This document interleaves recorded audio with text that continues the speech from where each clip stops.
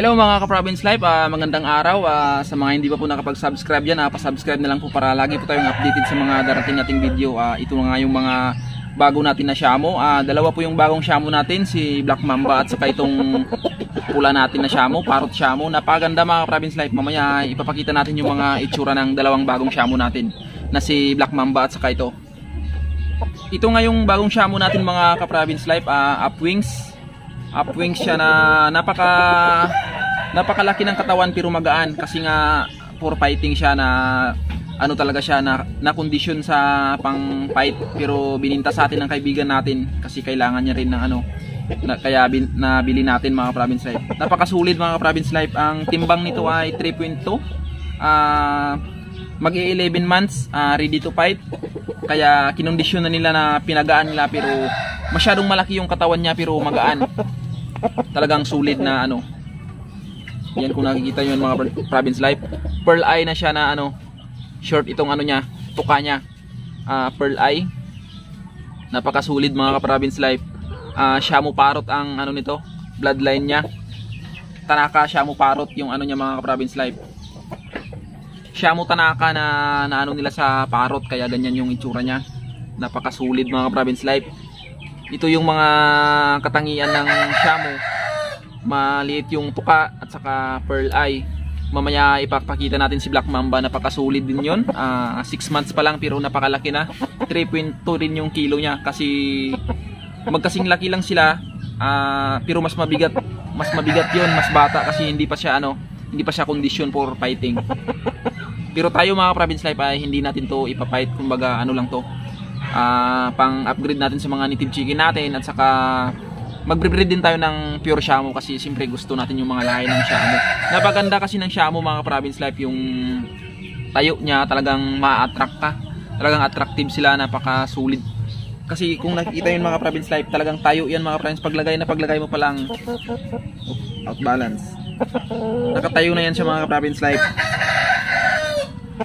Snappy masyado yung niya, yung yan, ganyan palagi yung kurma niya mga Province Life, talagang sulit, napaganda. Ito yung kakakuha lang natin to ngayon mga Province Life. Si Black Mamba ay nakuha natin kahapon. Yan, ito rin yung isang katangian ng Shamo na wala siyang buhok dito.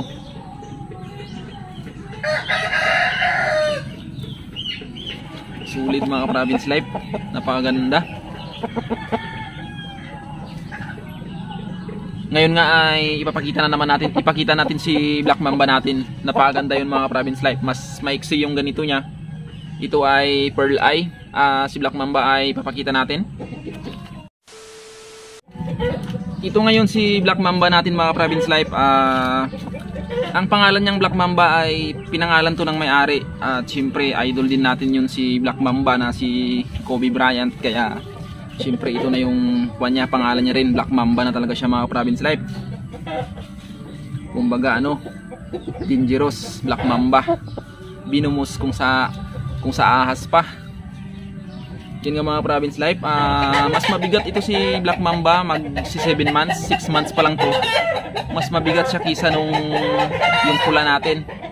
Ito nga si Black Mamba mga Province Life ay magsi 7 months, hindi pa tumitilaok. Mas short yung tuka niya kaysa yung sa pula natin at saka gold eye siya mga Province Life. Hindi siya pearl eye, gold eye. Talagang gold yung mata niya. Ang tatay nito ay pure Shamo at saka yung nanay nila ay Plucker. Yung Plucker mga Province Life ay sabi naman ng napagbilan natin ay Plucker daw yung nanay. Hindi man natin alam na kung totoo man mga Province Life, pero sulit na sulit mga Province Life. Kitang kita sa katawan niya na napaganda niya. Malaki, matangkad, maliit yung tuka. Katangian talaga ng Shamo mga Province Life na hindi pa siya masyadong pumapangit yung itsura niya kasi bata pa. Kung nakikita nyo mga Province Life, yung tuka niya ay napaka-iksi. Talagang super iksi ng tuka niya. Gold eye. Black Mamba mga Province Life, itim na itim. Napaka-shiny black talaga yung kulay niya. At saka yellow legs. Malaki yung paa niya mga Province Life. Ang bigat. Kaya mas mabigat yung mga ganito mga Province Life ay kasi hindi siya pang fight talaga. Hindi pang fight yung Hindi tulad nung pula natin, inuulit natin na build na talaga siya, kumbaga kinondisyon na ng may-ari na for fighting. Kaso nga lang kailangan niyang ibenta, kaya yun, nabili natin. Hindi tulad nito na 7 months pa lang pero napakabigat na, 3.2 kilos. Magsi 7 months. Hindi pa tumitilaok mga province life. Nagpa-practice pa lang daw ito pero hindi niya tinutuloy. Minsan kasi ganun yung manok, pag nagtitilaok na, hindi niya itutuloy mga ilang linggo bago magpa-practice ulit. Yan, napakasulit mga province life. Sobrang saya natin kasi nadagdagan na naman yung mga shamu natin na palahiin natin. Yung pure Tanaka shamu natin na babae ay maliit pa. Wala pa tayong pang partner sa kanila. Sana ay makakuha tayo ng magandang klase na babae na pang partner natin dito sa natin. Kasi ready to breed na rin yung 11 months na, saka ito ay ready na rin kasi mag 7 months, mag 8 months. Pwede na natin makunan ng lahi ito kasi shamu plucker to mga province life. Malakas to, sulit to mga province life. Malalaman natin sa niya, paglaki niya.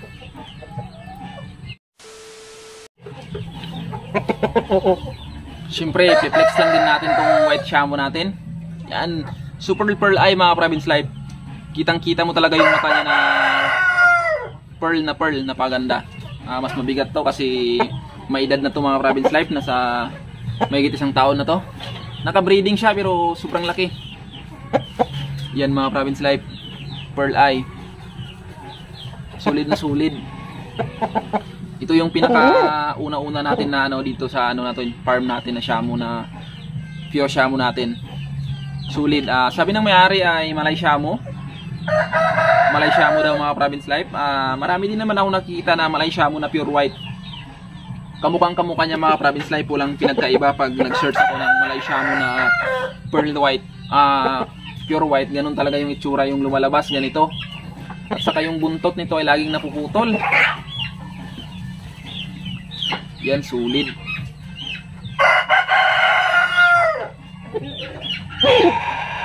Ang ganda.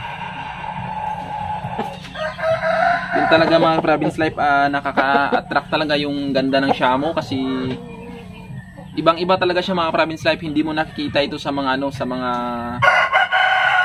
palibot-palibot lang na mga manok, na mga tao na nag-aalaga ng manok. Hindi mo talaga ito nakikita sa mga manok nila. Kadalasan sa kanila ay mga native lang or yung Saigon na tinatawag, yung kamukha din ng mga shamu pero native type, parang native talaga siya, kumbaga crossbreed na hindi maganda tingnan.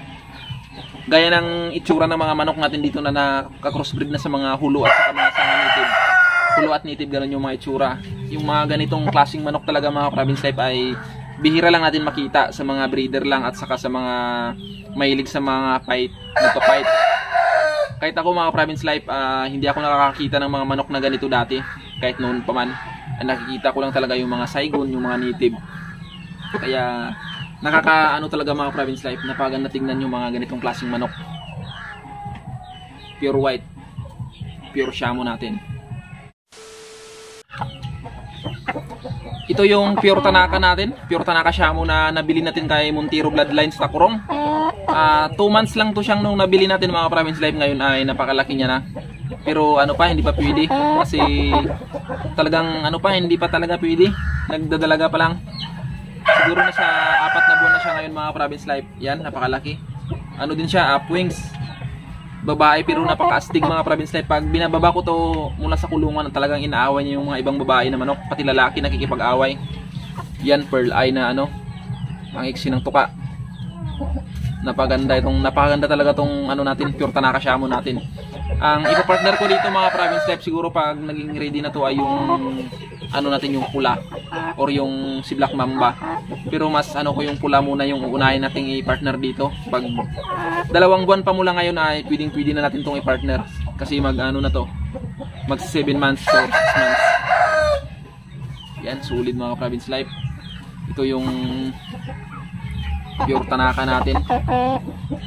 Kasama niya yung nasa bahay na authentic shamu crossbreed sa Belgian shamu na nabili din natin sa Takurong kay Montero Bloodline.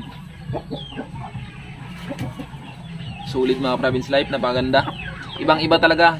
Kahit yung babaeng shamu mga province life, ibang-iba yung itsura niya kumpara sa Kumpara sa mga manok lang na normal lang dito yung mga native. Hindi mo talaga makikita yung mga ganitong itsura. Yan, pearl eye. Paganda na siya ng paganda. Habang lumalaki siya ng lumalaki mga province life ay nag-iiba yung itsura niya. Talagang yung pumapangit. Kasi magkukulubot na yung itsura niya. Yan. Sana ay maganda ang maging resulta nito pag napalahian na natin to sa pula natin or kay Black Mamba. Sulit mga province life, napakaganda tingnan. Pag tinitingnan ko yung mga Shamu talaga mga province life, ito yung mga puti, talagang nakakaano mga province life, basta napakaganda tingnan, kakaiba sa pakiramdam na tinitingnan mo yung mga Shamu. Ibang iba talaga yung mga itsura nila. Yun nga, shoutout muna tayo. Shoutout na pala kay MJ Perez ng Dammam, Saudi Arabia. Pagkakaalala ko mga province life ay nakapunta na ako ng Dammam, Saudi Arabia nung nag-exit ako from Dubai. Airport to airport lang mga province life. Kailangan mo kasi mag-exit ng mag-change visa tayo. Pupunta ng exit muna. Dati na nag-exit ako ng anong lugar ngayon? Oman, sa Oman. Oman yung unang exit ko, yung pangalawang exit ay Dammam, Saudi Arabia. Yun, naka-apak na tayo dyan. Kaso lang ang airport lang. Shoutout sa'yo, MJ Perez.